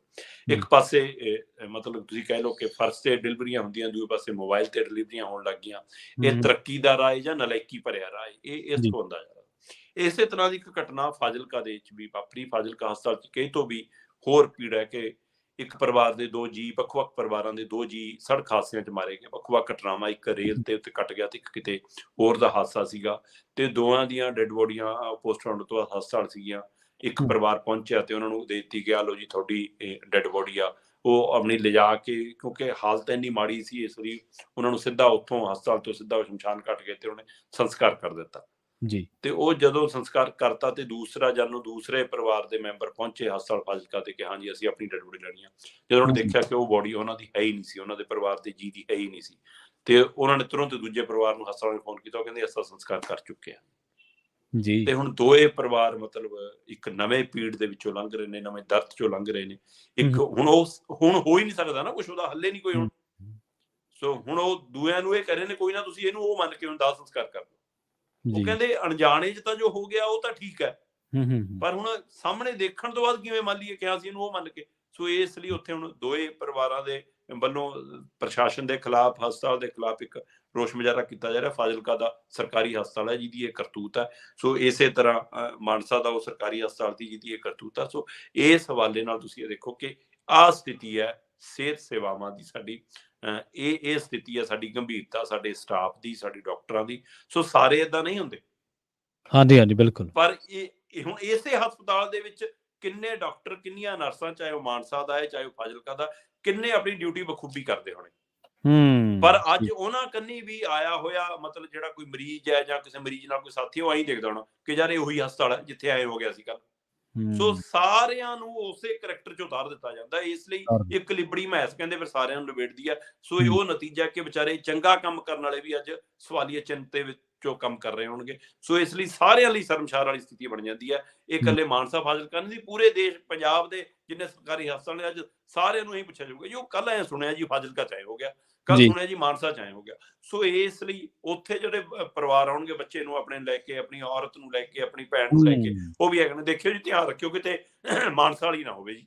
ਜੀ ਬਿਲਕੁਲ। ਸੋ ਇਸ ਲਈ ਇਹ ਗੰਭੀਰਤਾ ਦਿਖਾਉਣ ਦੀ ਲੋੜ ਹੈ ਤੇ ਕਿਤੇ ਨਾ ਕਿਤੇ ਸਰਕਾਰਾਂ ਨੂੰ ਇਸ ਮਸਲੇ ਤੇ ਗੰਭੀਰ ਹੋਣ ਦੀ ਲੋੜ ਹੈ ਕਿ ਉਹ ਹਸਪਤਾਲਾਂ ਨੂੰ ਇਹ ਜਿਹਾ ਟ੍ਰੇਨਿੰਗ ਦੇ ਸਕਣ, ਸਟਾਫ ਨੂੰ ਅਜਿਹੀ ਜਾਣਕਾਰੀ ਦੇ ਸਕਣ, ਉਹਨਾਂ ਨੂੰ ਅਜਿਹੀ ਚੇਤਨਾ ਕਿ ਭਾਈ ਇਹਨਾਂ ਮਸਲਿਆਂ ਤੁਹਾਨੂੰ ਤਨਖਾਹ ਇਹਨਾਂ ਕੰਮਾਂ ਦੀ ਉਹ ਮਿਲਦੀ ਹੈ, ਜੀ ਤੁਸੀਂ ਇਹਨਾਂ ਕੰਮਾਂ ਲਈ ਰੱਖੇ ਗਏ ਹੋ, ਨਾ ਕਿ ਫੋਨਾਂ ਦੇ ਉੱਤੇ ਡਿਲੀਵਰੀਆਂ ਕਰਾਉਣ ਲਈ ਰੱਖੇ ਗਏ। ਸੋ ਇਸ ਲਈ ਬਹੁਤ ਚਿੰਤਤ ਖਬਰਾਂ ਸੀਗੀਆਂ। ਹਾਂਜੀ ਬਿਲਕੁਲ ਇਸੇ ਤਰ੍ਹਾਂ ਹੀ ਹੈ, ਜਿਹੜਾ ਪੇਸ਼ਾ ਤੁਸੀਂ ਉਹਨੂੰ ਇਮਾਨਦਾਰੀ ਨਾਲ ਕਰੋ, ਫੇਰ ਹੀ ਜਿਹੜੇ ਉਹਦੇ 'ਚ ਕੋਈ ਚੰਗੇ ਤੁਹਾਨੂੰ ਲਾਭ ਜਾਂ ਸਿੱਟੇ ਪਹੁੰਚ ਸਕਦੇ ਆ। ਪਰ ਸ਼ਰਮਾ ਜੀ ਸਰਕਾਰਾਂ ਕਹਿੰਦੇ 2 ਤਰੀਕਿਆਂ ਨਾਲ ਚੱਲਦੀਆਂ, ਪਾਲਿਸੀ ਤੇ ਐਕਸ਼ਨ। ਵੀਸੀ ਨੂੰ ਮਾੜੇ ਗੱਦੇ ਤੇ ਬਿਠਾ ਕੇ ਉਹਨੂੰ ਅਹਿਸਾਸ ਕਰਾ ਕੇ ਇਹ ਇੱਕ ਚੰਗੀ ਗੱਲ ਹੈ, ਇਹ ਇੱਕ ਐਕਸ਼ਨ ਦਾ ਹਿੱਸਾ ਹੈ। ਪਰ ਤੁਹਾਡੀ ਗਵਰਨੈਂਸ ਐਕਸ਼ਨ ਨਾਲ ਨਹੀਂ ਚੱਲਦੀ, ਐਕਸ਼ਨ 'ਚੋਂ ਹੈਡਲਾਈਨ ਨਿਕਲ ਸਕਦੀਆਂ, ਐਕਸ਼ਨ 'ਚੋਂ ਬੱਲੇ ਬੱਲੇ ਹੋ ਸਕਦੀ ਹੈ, ਪਰ ਗਵਰਨੈਂਸ ਹੁੰਦੀ ਹੈ ਵਧੀਆ ਪਾਲਿਸੀ ਦੇ ਨਾਲ। ਜੇਕਰ ਤੁਸੀਂ ਉਹਨੂੰ ਇੰਪਲੀਮੈਂਟੇਸ਼ਨ ਕਿਵੇਂ ਕਰਦੇ ਹੋ ਪਾਲਿਸੀ ਦਾ, ਉਹ ਵੱਡੀ ਤੇ ਅਹਿਮ ਗੱਲ ਆ। ਇੱਕ ਪਾਲਿਸੀ ਦੇ ਨਾਲ ਐਕਸ਼ਨ ਹੋਵੇ ਉਹ ਬਹੁਤ ਵਧੀਆ, ਸੋਹਣੇ ਤੇ ਸੁਹਾਗਾ, ਪਰ ਕੱਲਾ ਐਕਸ਼ਨ ਤਾਂ ਉਹੀ ਹੈਡਲਾਈਨਸ ਲੱਗ ਜਾਂਦੀਆਂ, ਪਰ ਉਹ ਸਾਡਾ ਢਾਂਚਾ ਉੱਥੇ ਹੀ ਖੜਾ ਰਹਿੰਦਾ। ਸੋ ਖੈਰ ਆਪਾਂ ਅਗਲੀ ਖਬਰ ਦੇ ਵੱਲ ਵਧੀਏ ਸ਼ਰਮਾ ਜੀ, ਤੇ ਗੱਲ ਕਰੀਏ ਆਮ ਆਦਮੀ ਪਾਰਟੀ ਦੀ ਸਰਕਾਰ ਦੀ। ਪਹਿਲਾਂ ਜਦੋਂ ਸਰਕਾਰ ਨਹੀਂ ਸੀ ਤੇ ਉਦੋਂ ਆਮ ਆਦਮੀ ਪਾਰਟੀ ਨੇ ਖਜ਼ਾਨੇ ਦੇ ਵਿੱਚੋਂ ਵੋਟਾਂ ਖਰੀਦੀਆਂ, ਇਹ ਜ਼ਰੂਰ ਦੱਸਿਓ ਕਿਵੇਂ ਖਰੀਦੀਆਂ। ਤੇ ਹੁਣ ਖਜ਼ਾਨਾ ਭਰਨ ਦੇ ਲਈ ਜਦੋਂ ਸਰਕਾਰ ਬਣ ਗਈ ਆਮ ਆਦਮੀ ਪਾਰਟੀ ਦੀ ਸਰਕਾਰ, ਤੇ ਹੁਣ ਵੇਚ ਰਹੀ ਆ ਨੌਕਰੀਆਂ। ਜੀ ਪ੍ਰਵੀਨ ਜੀ, ਆਮ ਆਦਮੀ ਪਾਰਟੀ ਕਹਿੰਦੀ ਕਿ ਅਸੀਂ ਮੁਫਤ ਬਿਜਲੀ ਦੇਵਾਂਗੇ ਜੀ, ਕਿਹਾ ਤੇ ਮੁਫਤ ਬਿਜਲੀ ਪੰਜਾਬ ਨੂੰ ਮਿਲ ਰਹੀ ਆ। ਹਾਂਜੀ, ਕੋਈ ਦੋ ਰਾਏ ਨਹੀਂ। ਇਹ ਵੱਖਰੀ ਗੱਲ ਹੈ ਕਿ ਪਾਵਰਕਾਮ ਸਾਡਾ ਕੰਗਾਲ ਹੋਣ ਦੇ ਕਿਨਾਰੇ ਆ ਗਿਆ ਜੀ, ਉਹਨੂੰ ਭਰਪਾਈ ਨਹੀਂ ਕਰ ਪਾ ਰਹੀ ਸਰਕਾਰ, ਉਹਨੂੰ ਅਦਾਇਗੀ ਨਹੀਂ ਕਰ ਪਾ ਰਹੀ ਸਰਕਾਰ, ਜਿਹੜਾ ਉਹਦਾ ਬਣਦਾ ਹੱਕ ਹੈ। ਪੰਜਾਬ ਦੇ ਵਿੱਚ ਚੋਣਾਂ ਤੋਂ ਪਹਿਲਾਂ ਅਰਵਿੰਦ ਕੇਜਰੀਵਾਲ ਪਹਿਲੀ ਗਰੰਟੀ ਦੇਣ ਚੰਡੀਗੜ੍ਹ ਆਉਂਦੇ ਨੇ।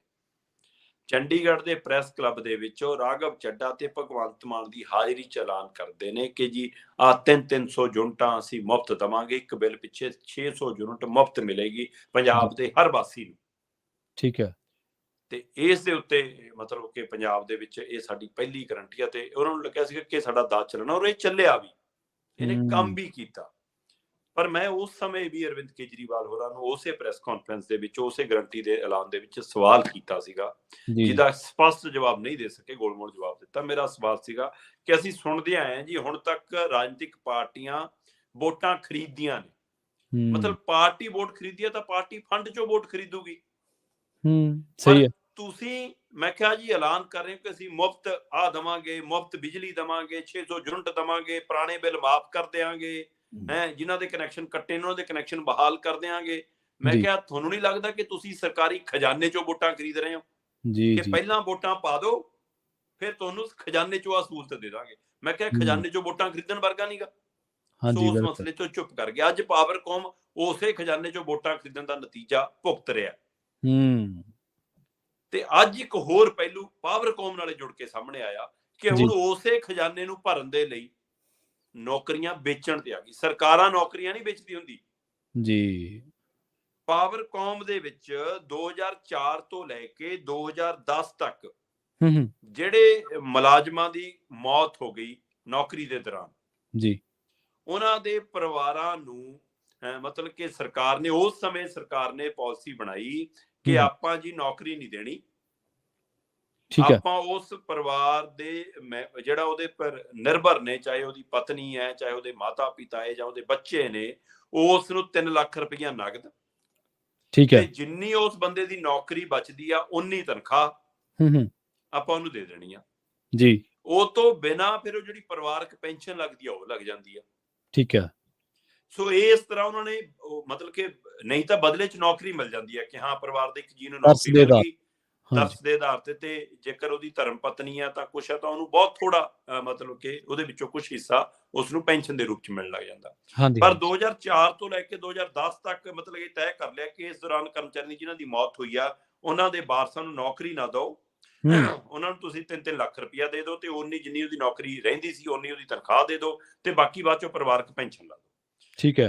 ਪਰ ਇਹ ਮੰਗ ਲਗਾਤਾਰ ਚੱਲ ਰਹੀ ਸੀ ਕਿ ਹਾਂ ਜੀ ਉਹਨਾਂ ਨੂੰ ਨੌਕਰੀ ਦੇਣੀ ਚਾਹੀਦੀ ਹੈ। ਹੁਣ ਆਮ ਆਦਮੀ ਪਾਰਟੀ ਆਪਣੇ ਆਪ ਨੂੰ ਇਸ ਮਾਮਲੇ ਦੇ ਵਿੱਚ ਲੋਕ ਪੱਖੀ ਦਿਖਾਉਣਾ ਚਾਹੁੰਦੀ ਹੈ ਕਿ ਲਓ ਜੀ ਅਸੀਂ ਨਵੇਕਲੀ ਪਹਿਲ ਕਦਮੀ ਕਰਨ ਜਾ ਰਹੇ ਹਾਂ। ਜਿਹੜੀ ਇਹ ਪਾਲਿਸੀ ਲਿਆਂਦੀ ਗਈ ਸੀ ਅਸੀਂ ਉਸ ਪਾਲਿਸੀ ਨੂੰ ਲਾਂਭੇ ਕਰਕੇ 2004 ਤੋਂ ਲੈ ਕੇ 2010 ਦੇ ਦਰਮਿਆਨ 6000 ਤੋਂ ਵੱਧ ਅਜਿਹੇ ਕਰਮਚਾਰੀ ਨੇ ਜਿਨ੍ਹਾਂ ਦੀ ਉਸ ਸਮੇਂ 'ਚ ਮੌਤ ਹੋਈ ਆ, ਅਸੀਂ ਉਹਨਾਂ ਦੇ ਪਰਿਵਾਰਾਂ ਨੂੰ ਨੌਕਰੀ ਦੇਵਾਂਗੇ। ਤੇ ਬੜਾ ਚੰਗਾ ਲੱਗਦਾ ਪ੍ਰਵੀਨ ਜੀ ਸੁਣਨ ਨੂੰ ਕਿ ਠੀਕ ਹੈ ਵੀ ਉਸ ਪਰਿਵਾਰਾਂ ਨੇ ਦੁੱਖ ਹੰਢਾਇਆ, ਉਹਨਾਂ ਦਾ ਇੱਕ ਕਮਾਊ ਪੁੱਤ ਗਿਆ, ਇੱਕ ਕਮਾਊ ਜੀ ਗਿਆ, ਉਹਦੇ ਨਾਲ ਘਰ ਦਾ ਚੁੱਲ੍ਹਾ ਮਗਣੋਂ ਬੰਦ ਹੋ ਜਾਂਦਾ। ਬੇਸ਼ੱਕ ਉਹ ਸਹਾਇਤਾ ਰਾਸ਼ੀ ਮਿਲਦੀ ਹੈ, ਕਈ ਵਾਰ ਇਕੱਠਾ ਮਿਲਿਆ ਪੈਸਾ ਕਿਸੇ ਹੋਰ ਪਾਸੇ ਚਲ ਜਾਂਦਾ, ਉਹ ਤੋਂ ਬਾਅਦ ਦਿੱਕਤਾਂ ਚੋਂ ਵੀ ਲੰਘਣਾ ਪੈਂਦਾ। ਇੱਕ ਲਗਾਤਾਰ ਆ ਰਿਹਾ ਘਰ ਦੇ ਵਿੱਚ ਆਮਦਨ ਦਾ ਸਰੋਤ ਜਦੋਂ ਚਲਾ ਜਾਂਦਾ ਤਾਂ ਦਿੱਕਤ ਤਾਂ ਖੜੀ ਹੁੰਦੀ ਹੋ। ਸੋ 6144 ਵਿਅਕਤੀ ਨੇ ਜਿਹੜੇ 2004 ਤੋਂ ਲੈ ਕੇ 2010 ਤੱਕ ਨੌਕਰੀ ਦੇ ਦੌਰਾਨ ਜਾਨ ਗਵਾ ਬੈਠੇ ਨੇ ਤੇ ਉਹਨਾਂ ਦੇ ਪਰਿਵਾਰਾਂ ਨੂੰ ਤਰਸ ਦੇ ਆਧਾਰ ਤੇ ਨੌਕਰੀ ਨਹੀਂ ਮਿਲਦੀ। ਸੋ ਹੁਣ ਭਗਵੰਤ ਮਾਨ ਦੀ ਸਰਕਾਰ ਦਮ ਭਰਨਾ ਚਾਹੁੰਦੀ ਆ ਜਾਂ ਪਾਵਰਕਾਮ ਦੇ ਹਵਾਲੇ ਨਾਲ ਸੁਨੇਹਾ ਦੇ ਰਹੀ ਹੈ ਕਿ ਲਓ ਜੀ ਅਸੀਂ ਤੁਹਾਨੂੰ ਨੌਕਰੀ ਦੇਵਾਂਗੇ ਉਸ ਦੌਰਾਨ ਦੇ। ਤੇ ਉਹਦਾ ਚੁੱਪ ਕਰਕੇ ਹਿੱਲਾ ਕੀ ਕੱਢਿਆ ਕਿ ਨੌਕਰੀ ਤਾਂ ਲੈ ਲਓ ਜੀ, ਪਰ ਉਹ ਜਿੰਨੇ ਸਾਲ ਤੁਸੀਂ ਉਹ ਪੈਨਸ਼ਨ ਲਈ ਆ ਉਹ ਸਾਰੀ ਪੈਨਸ਼ਨ 12% ਵਿਆਜ ਸਣੇ ਪਹਿਲਾਂ ਖਜ਼ਾਨੇ 'ਚ ਜਮ੍ਹਾਂ ਕਰਾ ਦਿਓ। ਓ ਅੱਛਾ ਜੀ। ਇਹ ਰਾਸ਼ੀ ਮਤਲਬ 12 ਲੱਖ 15 ਲੱਖ 18 ਲੱਖ 20 ਲੱਖ ਤੱਕ ਵੀ ਬਣ ਸਕਦੀ ਹੈ। ਹਾਂਜੀ। ਹੁਣ ਜਿਹੜੀ ਸਰਕਾਰ ਨੇ ਪਹਿਲਾਂ ਖਜ਼ਾਨੇ 'ਚੋਂ ਵੋਟਾਂ ਖਰੀਦੀਆਂ ਉਸ ਬਿਜਲੀ ਦੇ ਨਾਂ ਦੇ ਉੱਤੇ, ਪਾਵਰਕਾਮ ਦੇ ਪੈਸੇ ਦੀ ਖੇਡ ਦੇ ਉੱਤੇ ਸਰਕਾਰੀ ਖਜ਼ਾਨੇ 'ਚੋਂ ਵੋਟਾਂ ਖਰੀਦੀਆਂ ਕਿ ਮੁਫਤ ਬਿਜਲੀ ਦੇਵਾਂਗੇ। ਅੱਜ ਉਸੇ ਪਾਵਰਕਾਮ ਦਾ ਖਜ਼ਾਨਾ ਜਾਂ ਸਰਕਾਰੀ ਖਜ਼ਾਨਾ ਭਰਨ ਲਈ 15-15 20 ਲੱਖ ਦੇ ਵਿੱਚ ਜਿਨ੍ਹਾਂ ਦੇ ਜੀ ਚਲੇ ਗਏ ਉਹਨਾਂ ਦੇ ਘਰਾਂ ਨੂੰ ਨੌਕਰੀ ਵੇਚਣਾ ਚਾਹੁੰਦੇ ਹੋ ਤੁਸੀਂ ਜੀ। ਇਹ ਸੌਦਾ ਨਹੀਂ ਤਾਂ ਹੋਰ ਕੀ ਆ। ਸੋ ਇਸ ਤਰ੍ਹਾਂ ਦੇ ਮਤਲਬ ਕਿ ਨਵੇਂ ਫਾਰਮੂਲੇ ਤੇ ਇਹ ਬਲਦੇਵ ਸਿੰਘ ਸਰਾਂ ਜੀ ਚੇਅਰਮੈਨ ਨੇ ਅੱਜ ਕੱਲ ਪਾਵਰਕਾਮ ਦੇ, ਤੇ ਉਹ ਕਹਿੰਦੇ ਨਹੀਂ ਜੀ ਇਹ ਤਾਂ ਕੈਬਨਿਟ 'ਚ ਫੈਸਲਾ ਹੋਇਆ ਜੀ ਕਿ ਕੈਬਨਿਟ ਨੇ ਫੈਸਲਾ ਕੀਤਾ ਜੀ ਇਸ ਲਈ ਇਹ ਤਾਂ ਲਾਗੂ ਹੋਊਗਾ ਜੀ, ਇਹ ਤਾਂ ਮੰਨਣਾ ਪਊਗਾ। ਜੇ ਨੌਕਰੀ ਲੈਣੀ ਆ ਤਾਂ 12% ਵਿਆਜ ਸਣੇ ਹੁਣ ਤੱਕ ਜਿੰਨੀ ਪੈਨਸ਼ਨ ਲਈ ਆ ਉਹ ਮੋੜ ਦਿਓ ਤੇ ਫਿਰ ਨੌਕਰੀ ਦੇਵਾਂਗੇ। ਸੋ ਇਹ ਫਾਰਮੂਲਿਆਂ ਨਾਲ ਹੁਣ ਖਜ਼ਾਨਾ ਭਰਨ ਦੀ ਕਵਾਇਦ ਇੱਥੇ ਆ ਗਈ ਕਿ ਸਰਕਾਰ ਸਰਕਾਰੀ ਨੌਕਰੀਆਂ ਦੀ ਬੋਲੀ ਲਾਉਣ ਲੱਗੀ ਆ। ਜਿਹੜੇ ਜੀ ਚਲੇ ਗਏ ਉਹਨਾਂ ਦੇ ਪਰਿਵਾਰਾਂ ਨੂੰ ਤਰਸ ਦੀ ਬਜਾਏ ਤੇ ਜੇਬ ਕੱਟਣ ਦੀ ਤਿਆਰੀ ਆ। ਆਪਣਾ ਹੀ ਮਤਲਬ ਉਹਨਾਂ ਦਾ ਜਿਹੜਾ ਹੱਕੀ ਪੈਸਾ ਸੀ ਉਹ ਉਹਨਾਂ ਤੋਂ ਵਾਪਸ ਲੈ ਲਓ ਫਿਰ ਨੌਕਰੀ। ਇਹ ਤਾਂ ਏਦਾਂ ਸੌਦੇ ਅਸੀਂ ਨੌਕਰੀਆਂ ਦੇ ਹੁੰਦੇ ਦੇਖੇ ਨੇ। ਜਦੋਂ ਮਤਲਬ ਪਟਿਆਲੇ ਦਾ ਉਹ ਸਿੱਧੂ ਫਸਿਆ ਸੀਗਾ ਹੈ ਨਾ, ਤੇ ਉਸ ਮਾਮਲੇ 'ਚ ਕਿ ਉਹਨੇ ਨੌਕਰੀਆਂ ਵੇਚੀਆਂ ਜੀ। ਸੋ ਇਹ ਉਹੀ ਕੰਮ ਹੁਣ ਸਰਕਾਰ ਸ਼ਰੇਆਮ ਕਰ ਰਹੀ ਹੈ। ਸੋ ਇਹ ਨੌਕਰੀ ਵੇਚਣ ਵਰਗਾ ਜੀ, ਖਜ਼ਾਨੇ 'ਚੋਂ ਵੋਟਾਂ ਖਰੀਦਣ ਦਾ ਕੰਮ ਤੇ ਹੁਣ ਖਜ਼ਾਨਾ ਭਰਨ ਲਈ ਨੌਕਰੀਆਂ ਵੇਚਣ ਦਾ ਕੰਮ। ਇਹ ਆਮ ਆਦਮੀ ਪਾਰਟੀ ਦੇ ਰਾਜ ਦੇ ਵਿੱਚ ਬਦਲਾਅ ਵਾਲੀ ਸਰਕਾਰ ਹੈ। ਨਵੇਂ ਫਾਰਮੂਲੇ ਆ ਰਹੇ ਨੇ। ਕਹਿੰਦੇ ਜੇ ਚਾਕੂ ਤੇ ਖਰਬੂਜਾ ਡਿੱਗ ਪਵੇ ਤੇ ਖਰਬੂਜੇ ਚਾਕੂ ਡਿੱਗ ਪਵੇ, ਗੱਲ ਇੱਕ ਹਾਂਜੀ। ਤੁਸੀਂ ਬੱਸ ਤੇ ਚੜ ਜਾਓ, ਬੱਸ ਤੁਹਾਡੇ ਤੇ ਚੜ ਜੇ, ਟਿਕਟ ਤੁਹਾਡੀ ਲੱਗਣੀ ਹੈ। ਸੋ ਇਹੀ ਹੈ, ਕੋਈ ਮੁਫ਼ਤਖੋਰੀ ਕਰ ਲਓ, ਜੋ ਮਰਜ਼ੀ ਕਰ ਲਓ, ਖਜ਼ਾਨਾ ਤੁਹਾਡਾ ਹੀ ਜਾਣਾ। ਪਾਰਟੀਆਂ ਨੇ ਸਿਰਫ ਪ੍ਰਚਾਰ ਕਰਨਾ, ਉਹਨਾਂ ਨੇ ਰਾਜ ਕਰਨਾ। ਚਲੋ ਸ਼ਾਬਾਸ਼ ਉਹਨਾਂ ਨੇ ਜਿਨ੍ਹਾਂ ਨੇ ਵਾਅਦੇ ਕਰਕੇ ਪੂਰੇ ਉਤਰ ਰਹੇ ਆ। ਪਰ ਇਹਦੇ ਲਈ ਸਾਨੂੰ ਥੋੜਾ ਸੋਚਣਾ ਪੈਣਾ ਕਿ ਕੀ ਅਸੀਂ ਸਾਡੀ ਜਿਹੜੀ ਹੈਸੀਅਤ ਹੈ ਸਾਡੇ ਸਿਸਟਮ ਦੇ ਵਿੱਚ, ਡੈਮੋਕ੍ਰੇਸੀ ਦੇ ਵਿੱਚ, ਉਹ ਹੱਥ ਅੱਡਣ ਵਾਲੀ ਹੈ ਜਾਂ ਫਿਰ ਫੈਸਲਾ ਕੁੰਨ ਹੈ। ਉਹ ਇਹਦੇ 'ਚ ਬਹੁਤ ਵੱਡਾ ਫਰਕ ਹੈ। ਜਦੋਂ ਤੁਸੀਂ ਫੈਸਲੇ ਕਰਨ ਵਾਲੀ ਪਾਸੇ ਖੜੇ ਹੋ ਤੇ ਇੱਕ ਪਾਸੇ ਤੁਸੀਂ ਹੱਥ ਅੱਡ ਰਹੇ ਹੋ ਮੁਫ਼ਤਖੋਰੀ ਦਾ, ਤੇ ਇਹ ਬਹੁਤ ਵੱਡੀ ਇੱਕ ਡਿਬੇਟ ਹੈ। ਹੋਣੀ ਚਾਹੀਦੀ ਸਾਡੇ ਪੰਜਾਬੀਆਂ ਦੇ ਵਿੱਚ ਇਹ ਚੀਜ਼ ਤੇ ਚਰਚਾ। ਜਾਂਦੇ ਗੱਲ ਕਰੀਏ ਚੀਨ ਦੀ। ਚੀਨ ਤੇ ਦੋਸ਼ ਇਹ ਲੱਗ ਰਹੇ ਨੇ ਸ਼ਰਮਾ ਜੀ ਕਿ ਅਰੁਣਾਚਲ ਪ੍ਰਦੇਸ਼ ਨੂੰ ਮੁੜ ਤੋਂ ਗਲਵਾਨ ਘਾਟੀ ਬਣਾਉਣ ਦੀ ਕੋਸ਼ਿਸ਼ ਕਰ ਰਿਹਾ ਚੀਨ। ਬਿਲਕੁਲ ਪ੍ਰਵੀਨ ਜੀ, 9 ਦਸੰਬਰ ਦੀ ਘਟਨਾ ਹੈ। ਇਹ ਬੜੀ ਮੰਦਭਾਗੀ ਹਰਕਤ ਹੈ ਚੀਨ ਵੱਲੋਂ। ਇਹ ਪਹਿਲਾ ਮੌਕਾ ਨਹੀਂ ਹੈ, ਬਾਰ-ਬਾਰ ਉਹ ਜਿਹੀਆਂ ਹਰਕਤਾਂ ਤੇ ਉਤਰਦਾ ਰਹਿੰਦਾ ਹੈ ਕਿ ਉਸ ਨੇ ਅਰੁਣਾਚਲ ਦੀ ਘਾਟੀ ਦੇ ਵਿੱਚ ਘੁਸਪੈਠ ਕਰਨ ਦੀ ਕੋਸ਼ਿਸ਼ ਕੀਤੀ। ਜਿਹੜੀ LAC ਸਾਡੀ ਉਹ ਲਾਈਨ ਹੈ, ਕੰਟਰੋਲ ਵਾਲੀ ਲਾਈਨ, ਉਸ ਲਾਈਨ ਦੇ ਉੱਤੇ, ਕਿਉਂਕਿ ਉੱਥੇ ਕੋਈ ਤਾਰਬੰਦੀ ਨਹੀਂ ਹੁੰਦੀ, ਕੋਈ ਉਵੇਂ ਵਾੜਬੰਦੀ ਨਹੀਂ ਹੁੰਦੀ। ਸੋ ਇਸ ਲਈ ਉੱਥੇ ਹਥਿਆਰ ਲੈ ਕੇ ਵੀ ਗਸ਼ਤ ਨਹੀਂ ਹੁੰਦੀ। ਸੋ ਉੱਥੇ ਮਤਲਬ ਕਿ ਉਵੇਂ ਉਹ ਹਥਿਆਰ ਵਾਈਪਨ ਨਹੀਂ ਹੁੰਦੇ। ਇਸ ਲਈ ਉੱਥੇ ਜਾਣਬੁੱਝ ਕੇ ਜੀ ਅਸੀਂ ਤਾਰ ਲਾਉਣ ਆਏ ਆ ਜੀ, ਕੰਡਿਆਲੀ ਤਾਰ ਜੀ, ਥੋੜੇ ਜੀ, ਲਾਠੀਆਂ ਜੀ, ਡੰਡੇ ਜੀ, ਅਜਿਹੀਆਂ ਚੀਜ਼ਾਂ ਲੈ ਕੇ ਅਚਾਨਕ ਉਹਨਾਂ ਦੇ ਸੈਨਿਕ ਆਏ। ਜਦੋਂ ਸਾਡੇ ਜਵਾਨਾਂ ਨੇ ਕਿਹਾ ਕਿ ਨਹੀਂ ਤੁਸੀਂ ਗਲਤ ਕਰ ਰਹੇ ਹੋ, ਤੁਸੀਂ ਆਪਣੀ ਹੱਦ 'ਚ ਗਸ਼ਤ ਕਰੋ, ਅਸੀਂ ਆਪਣੇ ਹੱਦ 'ਚ ਗਸ਼ਤ ਕਰ ਰਹੇ ਹਾਂ ਆਰਾਮ ਨਾਲ। ਸੋ ਉਸ ਤੋਂ ਚਿੜ ਕੇ ਉਹਨਾਂ ਨੇ ਅਟੈਕ ਕੀਤਾ। ਜਿੱਦਾਂ ਹੀ ਅਟੈਕ ਕੀਤਾ, ਪਰ ਸਾਡਿਆਂ ਨੇ ਕਹਿੰਦੇ ਮੋੜਵਾਂ ਜਵਾਬ ਦਿੱਤਾ ਤੇ ਨਤੀਜਾ ਫਿਰ ਇਹ ਹੋਇਆ ਕਿ 50 ਤੋਂ ਵੱਧ ਚੀਨੀ ਹੱਡੀਆਂ ਤੜਾ ਕੇ ਵਾਪਸ ਗਏ। ਹੂੰ। ਜਦੋਂ ਨਹੀਂ ਮੰਨੇ, ਸਾਡੇ ਵੀ ਮਤਲਬ ਕਿ 14-15 ਜਵਾਨ ਜ਼ਖਮੀ ਹੋਏ ਨੇ, ਜਿਨ੍ਹਾਂ ਨੂੰ ਫਿਰ ਉੱਥੇ ਹਸਪਤਾਲ ਦੇ ਵਿੱਚ, ਅਰੁਣਾਚਲ ਦੇ ਨੇੜਲੇ ਹਸਪਤਾਲਾਂ ਦੇ ਵਿੱਚ ਲਿਆ ਕੇ ਦਾਖਲ ਕਰਾ ਕੇ ਉਹਨਾਂ ਦਾ ਇਲਾਜ ਵੀ ਕੀਤਾ ਗਿਆ। ਪਰ ਉੱਧਰ ਕਹਿੰਦੇ 50 ਤੋਂ ਵੱਧ ਦੀ ਬੁਰੀ ਹਾਲਤ, ਜੀ। ਤੇ ਉਹ ਚੰਗੇ ਮਤਲਬ ਕਿ ਗੰਭੀਰ ਰੂਪ ਦੇ ਵਿੱਚ ਜ਼ਖਮੀ ਨੇ ਅਰੁਣਾਚਲ ਦੇ ਖੇਤਰ ਦੇ ਵਿੱਚ, ਜਿਹੜੇ ਚੀਨੀ ਦੀ ਘੁਸਪੈਠ ਕੀਤੀ। ਪਰ ਇਹ ਪਹਿਲਾ ਮੌਕਾ ਨਹੀਂ ਹੈ। ਜਿਹੜੀ ਤੁਸੀਂ ਗਲਵਾਨ ਦੀ ਗੱਲ ਕਰਦੇ ਹੋ, ਤੁਹਾਡੇ ਜ਼ਹਿਨ 'ਚ ਹੋਵੇਗਾ ਅੱਜ ਤੋਂ 2-2.5 ਸਾਲ ਪਹਿਲਾਂ ਦੀ ਉਹ ਘਟਨਾ, ਜਦੋਂ ਗਲਵਾਨ ਹਾਂਜੀ। ਘਾਟੀ ਦੇ ਵਿੱਚ 45 ਚੀਨੀ ਸੈਨਿਕ ਮਾਰੇ ਗਏ ਸੀਗੇ। ਇਸੇ ਤਰ੍ਹਾਂ ਦੀ ਹਰਕਤ ਉੱਥੇ ਵੀ ਕੀਤੀ ਸੀ ਉਹਨਾਂ ਨੇ। ਹੂੰ, ਹੂੰ, ਸੋ ਹੂੰ। ਅਚਾਨਕ ਮਤਲਬ ਕਿ ਹਮਲਾ ਕੀਤਾ ਸੀਗਾ, ਡੰਡਿਆਂ ਦੇ ਨਾਲ, ਬੇਸਬਾਲਾਂ ਦੇ ਨਾਲ, ਲਾਠੀਆਂ ਦੇ ਨਾਲ, ਕਿਉਂਕਿ ਉੱਥੇ ਵੀ ਉਵੇਂ ਹਥਿਆਰ ਨਹੀਂ ਤੁਸੀਂ ਦੂਸਰੇ ਰੱਖ ਸਕਦੇ ਸੀ। ਸੋ ਜੀ। ਉਸ ਸਮੇਂ ਸਾਡੇ ਵੀ 20 ਤੋਂ ਵੱਧ ਜਵਾਨ ਸ਼ਹੀਦ ਹੋ ਗਏ ਸੀਗੇ। ਇਹ 2020 ਦੀ ਹੀ ਘਟਨਾ ਹੈ, ਲਗਭਗ ਜੂਨ 2020 ਦੀ ਘਟਨਾ ਹੈ, ਜਿਸ ਦੌਰਾਨ ਏਦਾਂ ਦੀ ਘਟਨਾ 45 ਉਸ ਸਮੇਂ। ਸੋ ਉਸੇ ਤਰ੍ਹਾਂ ਹੁਣ ਅਰੁਣਾਚਲ ਦੇ ਵਿੱਚ ਜੀ। 2006 ਦਾ ਸਮਝੌਤਾ ਹੈ ਪ੍ਰਵੀਨ ਜੀ, ਠੀਕ ਤੇ ਹੈ। ਉਸ ਸਮਝੌਤੇ ਤੋਂ ਬਾਅਦ ਲਗਾਤਾਰ ਉਹ ਸਮਝੌਤੇ ਨੂੰ ਤੋੜਨ ਦੀ ਕੋਸ਼ਿਸ਼ ਚੀਨ ਕਰਦਾ ਰਹਿੰਦਾ। ਹੂੰ। ਅਸਲ 'ਚ ਚੀਨ ਹੁਣ ਅਰੁਣਾਚਲ ਦੇ ਵਿੱਚ ਔਖਾ ਵੀ ਇਸ ਗੱਲੋਂ ਹੈ ਕਿ ਉੱਥੇ ਸਾਡੀ ਹਵਾਈ ਫੌਜ ਨੇ ਵੀ, ਸਾਡੀ ਮਤਲਬ ਜਿਹੜੀ ਧਰਾਤਲ ਦੀ ਫੌਜ ਹੈ ਉਹਨੇ ਵੀ, ਦੋਵਾਂ ਨੇ ਆਪਣਾ ਇੱਕ ਚੰਗਾ ਥਾਂ ਬਣਾਇਆ ਉੱਥੇ। ਸਾਡੇ ਹੁਣ ਹੈਲੀਪੈਡ ਬਣ ਗਏ ਨੇ, ਸਾਡੇ ਉੱਥੇ ਪੁਲ ਬਣ ਗਏ ਨੇ, ਸਾਡੇ ਉੱਥੇ ਮਤਲਬ ਕਿ ਜਾਣ ਲਈ ਸੜਕਾਂ ਚੰਗੀਆਂ ਬਣ ਗਈਆਂ ਨੇ। ਇਸ ਡਿਵੈਲਪਮੈਂਟ ਤੋਂ ਚੀਨ ਚਿੜਦਾ ਹੈ। ਉਸ ਹੂੰ। ਨੂੰ ਇਹ ਤਕਲੀਫ ਹੈ ਕਿ ਜੇ ਅਸੀਂ ਕਰ ਲਿਆ ਤਾਂ ਠੀਕ ਹੈ, ਜੇ ਇਹ ਕਰਦੇ ਤਾਂ ਗਲਤ ਹੈ।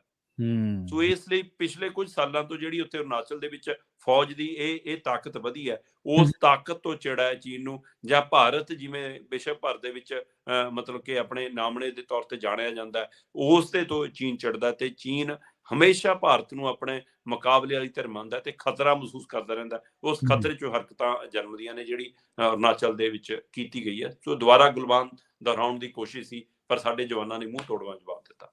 ਜੀ, ਜੀ। ਸ਼ਰਮਾ ਜੀ, ਇਹਨਾਂ ਖਾਸ ਜਾਣਕਾਰੀਆਂ ਦੇ ਲਈ ਤੁਹਾਡਾ ਬਹੁਤ-ਬਹੁਤ ਧੰਨਵਾਦ ਜੀ। ਬਹੁਤ ਸ਼ੁਕਰੀਆ। ਜੀ। ਸੋ ਪ੍ਰੋਗਰਾਮ ਖਬਰ ਤੇ ਨਜ਼ਰ ਨੂੰ ਆਪਾਂ ਇੱਥੇ ਹੀ ਸਮਾਪਤ ਕਰਾਂਗੇ। ਮੈਨੂੰ ਪ੍ਰਵੀਨ ਸ਼ਰਮਾ ਨੂੰ ਦਿਓ ਇਜਾਜ਼ਤ, ਸਮਾਂ ਇਜਾਜ਼ਤ ਨਹੀਂ ਦਿੰਦਾ। ਜੁੜੇ ਰਹੋ ਪੰਜਾਬੀ ਰੇਡੀਓ USA ਦੇ ਨਾਲ, ਤੇ ਆਖਿਰ ਦੇ ਵਿੱਚ ਇੱਕ ਵਾਰ ਫਿਰ ਤੋਂ ਤੁਹਾਨੂੰ ਸਭ ਨੂੰ ਪਿਆਰ ਸਤਿਕਾਰ ਸਹਿਤ ਸਤਿ ਸ਼੍ਰੀ ਅਕਾਲ।